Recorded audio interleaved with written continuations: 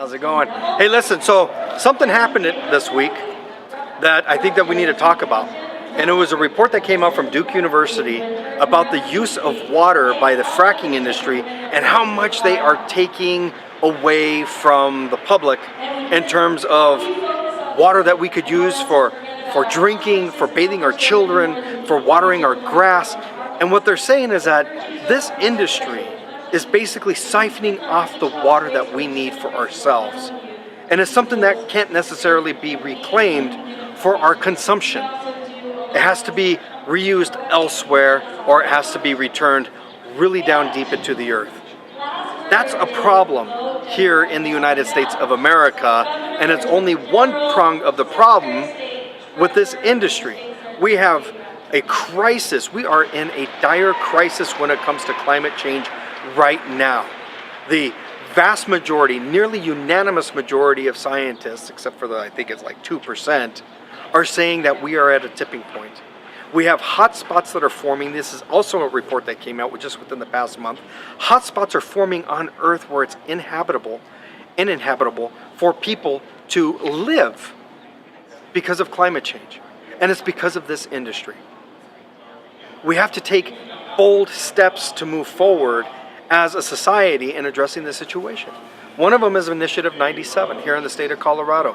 Initiative 97 would require oil and gas operations to be 2,500 feet away from schools, away from playgrounds, away from people's homes, away from protected wildlife sources, away from these areas. And they can do it. Don't let them fool you by saying that they won't be able to engage in their activities if they're 2,500 feet out, because they're drilling 3 miles in now.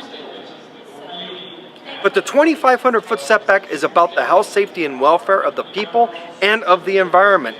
And guess what? Initiative 97 was brought in large part because of the industry. Because they failed to be good partners and failed to play nice at the state capitol when we brought real reasonable efforts to protect the health, safety, and welfare of the people and of the environment. This initiative is more their fault than anything else because of what bad players and how abusive they are here in the state of Colorado. And 108, they're counter to 97. 108 is that spoiled brat property owner, the mineral rights owner, who says you're not going to take anything away from me because I get to drill it, despite the fact that it might hurt your property, despite the fact that it might harm your family, that it might cause nosebleeds and asthma in your children, because that's my money. That's the selfish part of society that we need to reject here in the United States. And we have to reject 108 because 108 would curb local control altogether. It would take away from your elected officials on the local level, your city council members, your county commissioners. It would take the power away from them to protect you, so that way someone can get rich. That's not the society that we want our children to grow up in. So please vote yes on 97 and vote no on 108. Once they get on the ballot, those won't be the same numbers.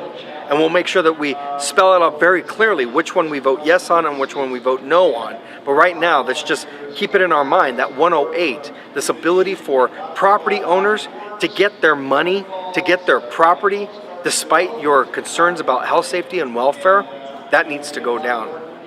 Here's one other thing, is that this is the only Earth that we have, right? As people keep saying, there is no planet B.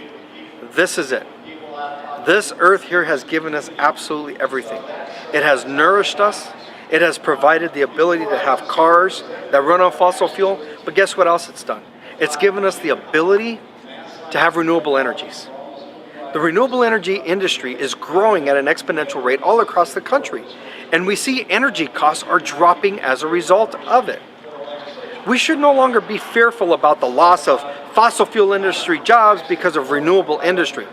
There is a good pathway on moving people who work in the fossil fuel industry over to the moral and well-paying jobs of the renewable energy industry. Good example would be the 2018 Renewable Energy and Job Creation Act that we started working on this past year alongside our labor partners, our labor brothers and sisters. We started working on a bill that would allow us to reach 100% renewable energy in the state of Colorado by 2035 and creating jobs at the same time. We need to continue working with our labor partners on this bill so that way it's introduced in 2019. And even labor knows, because they live here on this planet, even labor knows that we need to switch over from the fossil fuel industry over to the renewable energy industry. They are not our enemies, and they don't see us as enemies either. We have to be good partners with them. That way we can transition over as quickly as possible. The faster we transition those jobs over, the faster we can reach 100% renewable energy in the state of Colorado. And I'm hoping it's before 2035.